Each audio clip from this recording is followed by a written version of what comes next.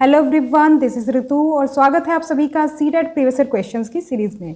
तो इस सीरीज में हम डिस्कस कर रहे हैं सोशल साइंस के प्रीवियस ईयर क्वेश्चंस को, जो कि दिसंबर 2021 में पूछे गए थे। और इनको हम जो सॉल्व कर रहे हैं वो विद एक्सप्लेनेशन सॉल्व कर रहे हैं, जिससे कि आपके आने वाले एग्जाम्स में आपको थोड़ा सा हेल्प मिल सके। तो आज क्वेश्चन पेपर जो हमने लिया है वो है 30 दिसंबर 2021 का, और इसके कुछ क्वेश्चंस इस वीडियो में हम डिस्कस करने वाले हैं, बाकी के नेक्स्ट वीडियो में करेंगे। You can also follow me on social media, Facebook page है, इंस्टा आईडी और टेलीग्राम चैनल, सभी का लिंक आपको डिस्क्रिप्शन में मिल जाएगा। तो आज की क्लास का पहला क्वेश्चन है, कन्नौज के लिए त्रिपक्षीय संघर्ष निम्नलिखित में से किस शक्ति द्वारा लड़ा गया था? तो जो त्रिपक्षीय संघर्ष था कन्नौज का, उसमें किस किस के द्वारा ये युद्ध लड़ा गया था, जो संघर्ष था ये किस किस के बीच हुआ था, ये हमसे पूछा है। तो इसमें अगर सही ऑप्शन की बात करें तो ये हो जाएगा ऑप्शन नंबर सेकंड, गुर्जर प्रतिहार, राष्ट्रकूट और पाल। तो ये तीन जातियां ऐसी थी जो कि जिनके बीच में ये त्रिपक्षीय संघर्ष चलता रहता था। तो ये अगर एरिया की बात करें तो यहाँ पर आप देख पाएंगे, यहाँ पर आपको अलग अलग कलर में इनका जो एम्पायर है वो दिख जाएगा। यहाँ पर गुर्जर प्रतिहार, यहाँ पर पाल, ये जो आप पिंक कलर से देख रहे हैं, और यहाँ पर राष्ट्रकूट। तो इनका बेसिकली जो है ये संघर्ष चलता रहता था कन्नौज को लेकर के। यहाँ पर आप देखेंगे कन्नौज के नाम से ये फेमस है, क्योंकि ये जो कन्नौज है बिल्कुल केंद्र में आ रहा है, और तो इसको कहते हैं कन्नौज का त्रिपक्षीय संघर्ष, जो कि इन तीनों के बीच में होता रहता था। तो काफ़ी लंबे समय तक ये संघर्ष इनका चलता रहा। तो यहाँ पर आप इस तरह से इसको समझ सकते हैं। नेक्स्ट क्वेश्चन है, यहाँ पर दो कथन दिए हुए हैं और आपको सही चुनना है इसमें से। सही ऑप्शन की बात करें तो ये हो जाएगा option number 3, A is false but B is true. तो पहली जो स्टेटमेंट है देखो वो गलत है। यहाँ पर क्या दिया है कि महाजनपदों के शासक केवल किसानों से नियमित कर वसूल करते थे। जो टैक्स लिया जाता था वो सिर्फ किसानों से लिया जाता था, ऐसा यहाँ पर बोला गया है। तो ये सही नहीं है, बाकी लोगों से भी लिया जाता था। इसके बारे में अभी हम डिटेल में जानेंगे। दूसरा है, उपकरण बनाने और कृषि में प्रगति के कारण अधिक अनाज का उत्पादन हुआ। तो ये स्टेटमेंट सही है।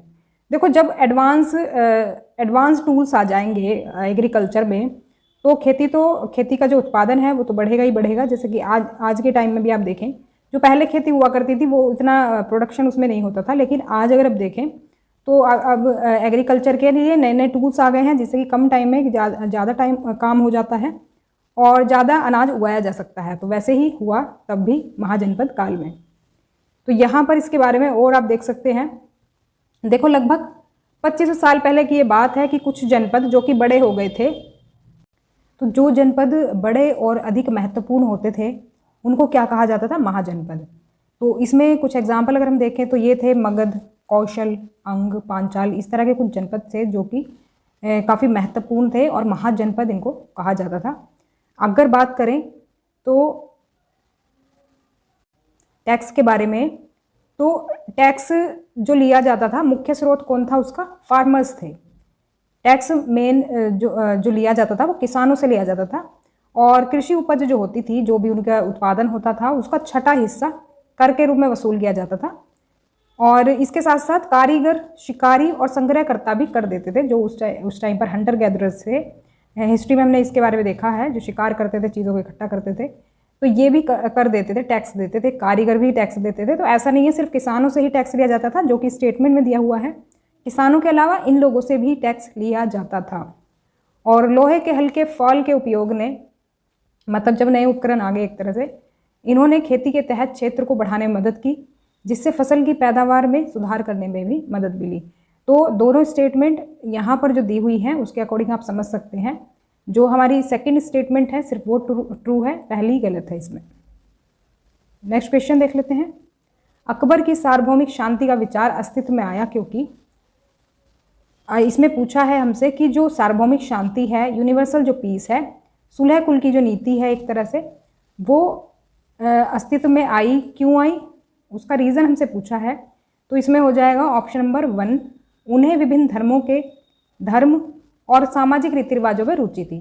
तो अकबर को बेसिकली हर धर्म में, हर रीति रिवाज में रुचि थी, हर चीज़ में वो इंटरेस्ट लेता था। उसको लगता था कि अगर मुझे लोगों का दिल जीतना है तो उनके जो ये रिचुअल्स हैं, कल्चर वैल्यूज़ हैं, उनको मुझे इम्पोर्टेंस देनी होगी, तभी जो है यहाँ पर अगर हम रूल करना चाहते हैं, लोगों का दिल जीतना चाहते हैं, तभी हम ये कर पाएंगे। तो बेसिकली अपने साम्राज्य की एकता को बनाए रखने के लिए अकबर ने अपने राज्य की गैर मुस्लिम आबादी जो थी, क्योंकि वो तो मुस्लिम था और मुस्लिम जो नहीं थी आबादी, उसकी वफादारी जीतने वाले कार्यक्रमों को अपनाया और विभिन्न मान्यताओं के लोगों के साथ उन्होंने बातचीत की और उन्हें उस बात से एहसास हुआ, जैसे कि उन्होंने अलग अलग लोगों से बात करी, अलग अलग धर्मों के लोगों से बात करी, कि जो धार्मिक विद्वान होते हैं, जो धर्म के ज़्यादा मानने वाले होते हैं, जो कट्टर होते हैं लोग, वो कर्मकांड और हठ धर्मिता पर जोर देते थे और वे अक्सर कट्टर होते थे। जैसे कि कोई अपने धर्म में स्ट्रॉन्ग बिलीफ रखता है अगर, तो उसको कट्टर कहते हैं। तो उनकी शिक्षाओं ने उनके विषयों के बीच विभाजन और वैमनस्य पैदा किया। तो इससे सुलह कुल या फिर सार्वभौमिक शांति का विचार आया। तो अकबर ने सोचा कि अगर रूल करना है और शांति बनाए रखना है पूरे साम्राज्य में, तो इसके लिए क्या होगा, एक सार्वभौमिक शांति का विचार अपनाना होगा। सुलह कुल की नीति अकबर ने ये अपनाई थी। तो ये पॉइंट्स को ध्यान रखेंगे। नेक्स्ट क्वेश्चन है, मुगल साम्राज्य की स्थिरता किस पर निर्भर थी? The stability of the Mughal empire was dependent on. Stability का मतलब वही है कि जो उनका प्रशासन था वो किस वजह से चल रहा था। स्थिरता जब आ जाती है तो एक तरह से हम कहेंगे कि एम्पायर में सब कुछ सही है और सब अच्छे से चल रहा है। तो यहाँ पर अगर सही ऑप्शन की बात करें तो ये हो जाएगा ऑप्शन नंबर 3, भू राजस्व से आय, क्योंकि यह उनकी आय का मुख्य स्रोत था। तो जो लैंड रेवेन्यू आता था, इनकम जो आती थी लैंड रेवेन्यू, वो उनका मेन सोर्स था इनकम का। और ये जो मेन सोर्स जो था इनकम का इनका, ये मतलब कह सकते हैं कि काफ़ी आय इससे आती थी इनको, जिससे कई सारी चीज़ें करते थे। तो मुगल साम्राज्य में सबसे अच्छी टैक्स प्रणाली थी, ये हम कहेंगे। और इसमें भू राजस्व से होने वाली आय का उपयोग कई चीज़ों में किया जाता था, जैसे कि साम्राज्य का विस्तार करना है, युद्ध में अगर धन का उपयोग किया जाना है, युद्ध में लगाना है। आय का उपयोग सेना में भी किया जाता था, सेना में कुछ सेना के जो खर्चे होते थे उनको उसी से पूरा किया जाता था। नौकरशाहों, कारीगरों, श्रमिकों को वेतन और मजदूरी का जो भुगतान करना होता था वो भी इसी से किया जाता था। तो लैंड रेवेन्यू अच्छा खासा आता था। तो यही था स्टेबिलिटी का कारण एम्पायर का, मुगल एम्पायर का। नेक्स्ट क्वेश्चन है, तुलसीदास के रामचरितमानस में लिखा गया था। तुलसीदास ने जो रामचरितमानस लिखी थी, इसकी हमसे लैंग्वेज पूछी है। तो ये लैंग्वेज इसकी हो जाएगी अवधी। ऑप्शन 4 सही हो जाएगा इसमें। नेक्स्ट क्वेश्चन है, वे बौद्धों और जैनियों की तीखी आलोचना करते थे और शिव या विष्णु के प्रति प्रेम को मोक्ष के मार्ग के रूप में प्रचारित करते थे। ये जो विशेषताएं हमें दी हुई हैं, ये किससे रिलेटेड हैं, ये बताना है। इसमें करेक्ट ऑप्शन की बात करें तो फर्स्ट ऑप्शन सही हो जाएगा। नैनार और अलवार की बात हो रही है यहाँ पर। नैनार और अलवार जो हैं ये भक्त हैं, जो कि एक पर्टिकुलर जो भगवान है उसकी पूजा करते हैं। जैसे कि इन दोनों के बारे में अगर हम जानें तो यहाँ पर हम देख सकते हैं कि जो 7वीं शताब्दी थी, 7वीं से 9वीं शताब्दी के दौरान नैनार और अलवार ने दक्षिण भारत में धार्मिक आंदोलनों का नेतृत्व किया। ये बेसिकली भक्त थे और इन्होंने धार्मिक आंदोलन चलाए, धर्म का प्रचार किया, एक तरह से हम ये कहेंगे। तो नैनार जो थे शिव के भक्त थे, तो जो शिव के भक्त थे नैनार कहलाते थे, कभी कभी पूछ लिया जाता है ये क्वेश्चन। और जो अलवार थे वो विष्णु के भक्त थे। तो ध्यान रखेंगे, यहाँ पर आप देख पा रहे हैं ये विष्णु हैं और ये इनके भक्त हैं, ये अलवार कहलाते थे। और ये शिव हैं और शिव के ये भक्त हैं, ये अलवार कहलाते थे। सॉरी, शिव के भक्त नैनार कहलाते थे। तो ये पुलैयार और पनार की तरह अछूत माने जाने वाले लोगों सहित सभी जातियों से आए थे। तो ये जो अगर हम नैनार या फिर अलवार की बात करें तो एक तरह से निम्न समझी जाने वाली जातियों से आए थे लोग, जो कि ये शिव या विष्णु की भक्ति में लग गए, क्योंकि वही है अछूत समझे जाते थे तो भगवान का ही सहारा होता है फिर। तो जो अछूत समझी जाति उनसे ज़्यादातर लोग इसमें शामिल थे। नेक्स्ट क्वेश्चन है, गोंड जनजातियाँ डैश के वर्तमान राज्यों में बड़ी संख्या में फैली हुई हैं। ये हमसे पूछा गया है कि गोंड जनजातियाँ कौन कौन से राज्य में पाई जाती हैं ज़्यादा संख्या में। तो ये हो जाएगा ऑप्शन नंबर 1।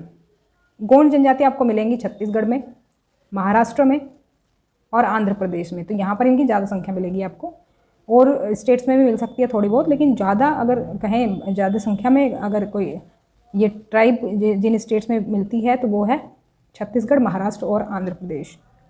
तो यहाँ पर आप छत्तीसगढ़, महाराष्ट्र, ये है छत्तीसगढ़, ये हो गया महाराष्ट्र और ये हो गया क्या, आंध्र प्रदेश। तो आंध्र प्रदेश का पार्टी था पहले तेलंगाना, तो इसको हम मान सकते हैं। तो यहाँ पर ये फैली हुई है गौड़ जनजातियाँ।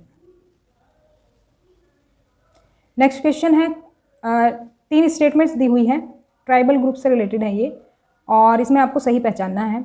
सही ऑप्शन की अगर बात करें तो ये हो जाएगा option number 1, only A is true. A statement में देख लेते हैं क्या है। ए स्टेटमेंट है, कई आदिवासी समूहों ने बाजार और व्यापारियों को अपने मुख्य दुश्मन के रूप में देखा। तो ये बात बिल्कुल सही है। अब क्योंकि ये जो आदिवासी समूह थे, कुछ चीज़ें तो इनकी भी थी जो वनों से ये कलेक्ट करते थे, ये भी उन चीज़ों को बेचते थे।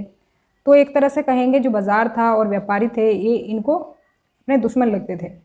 और दूसरे जो स्टेटमेंट है ये तो गलत है, ये भी गलत है। ये क्यों गलत है देख लेते हैं। जनजातीय समूह ब्रिटिश शासन के तहत अनुभव किए जा रहे परिवर्तनों से खुश थे। तो ये गलत बात है, ये खुश नहीं थे, क्योंकि इनके वन के अधिकार भी इन्होंने ले लिए थे ब्रिटिशर्स ने, तो इसलिए खुश नहीं थे। दीकू लोगों ने आदिवासियों को उनकी आर्थिक और सामाजिक समृद्धि में मदद की। तो ये गलत है। ये जो है इन्होंने इसमें मदद नहीं की थी, बल्कि ये आदिवासियों को परेशान किया करते थे। तो ये स्टेटमेंट भी गलत है। तो पहली ही सही है बिल्कुल। नेक्स्ट क्वेश्चन है, सतनामी आंदोलन की स्थापना की सामाजिक स्थिति में सुधार के लिए की गई थी। तो सतनामी आंदोलन की जो स्थापना की गई थी, किसकी स्थिति में सुधार के लिए की गई थी, ये हमसे पूछा है।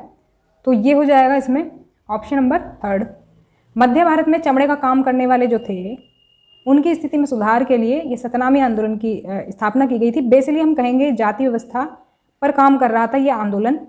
तो जो निम्न जाति के जो लोग थे उनके समर्थन में ये था।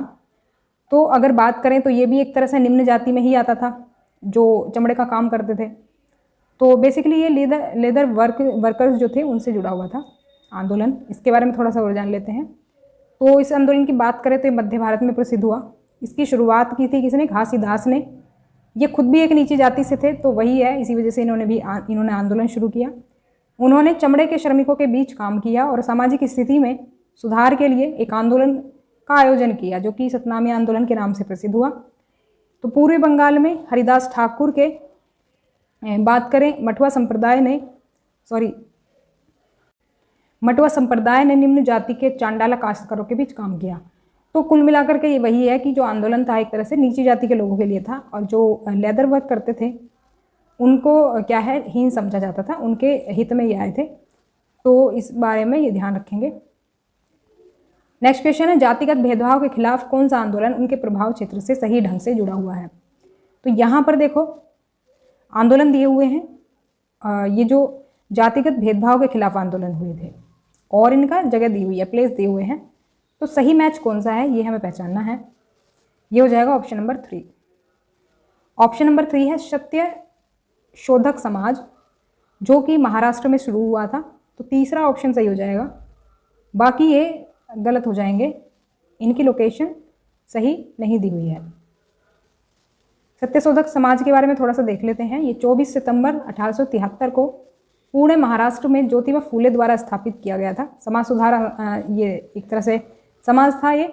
इसने शिक्षा के एक मिशन को बढ़ावा दिया और वंचित समूहों के लिए सामाजिक अधिकारों और राजनीतिक पहुंच में वृद्धि की। जो वंचित समूह थे, वही जो पिछड़े रह जाते, नीची जाति के जो लोग रहते हैं, उनके लिए सोशल राइट्स की इन्होंने मांग की और राजनीतिक पहुंच में भी इन्होंने वृद्धि की कि भाई राजनीति में भी पार्टिसिपेट करें ये लोग। विशेष रूप से महिलाओं पर ध्यान इन्होंने दिया। और महाराष्ट्र में शूद्र और दलित ज्योतिराव की पत्नी, तो ये जो ज्योतिराव थे इन्हीं की पत्नी थी, क्या, कौन, सावित्रीबाई, समाज के महिला वर्ग की मुखिया थी। तो जो विमेन वर्ग था उसकी जो मुखिया थी वो इन्हीं की वाइफ थी, ज्योतिबा फूले की वाइफ थी सावित्रीबाई। 1930 के दशक के दौरान समाज भंग हो गया। मतलब ये चला कब तक, 1930 तक ही चला। इसके दौरान ही भंग हो गया क्योंकि नेता जो थे भारतीय राष्ट्रीय कांग्रेस पार्टी में शामिल होने के लिए चले गए। जो इसके मुख्य नेता थे ना, जो इसमें मेन लोग जुड़े हुए थे इस समाज के साथ, वो कांग्रेस में शामिल होने चले गए, कांग्रेस पार्टी में। जैसे आज भी होता है कि बीजेपी की पार्टी छोड़कर कांग्रेस में चले गए, कांग्रेस की पार्टी छोड़कर बीजेपी में आ गए, वैसे हुआ इसमें भी, समाज में भी कांग्रेस ज्वाइन कर लिया इन लोगों ने। तो इसलिए भंग हो गया समाज 1930 में। तो ये थी हमारी आज की क्लास। कैसी लगी कमेंट करके ज़रूर बताएं। If you have any query then please ask me in comment section. तो मिलते हैं नेक्स्ट क्लास में। वीडियो को लाइक ज़रूर करें, शेयर कर दें और सब्सक्राइब कर लें चैनल को। और कितना आपने स्कोर किया है, स्कोर भी मुझे कमेंट करके ज़रूर बताएं। तो नेक्स्ट क्लास में मिलते हैं। Thanks for watching.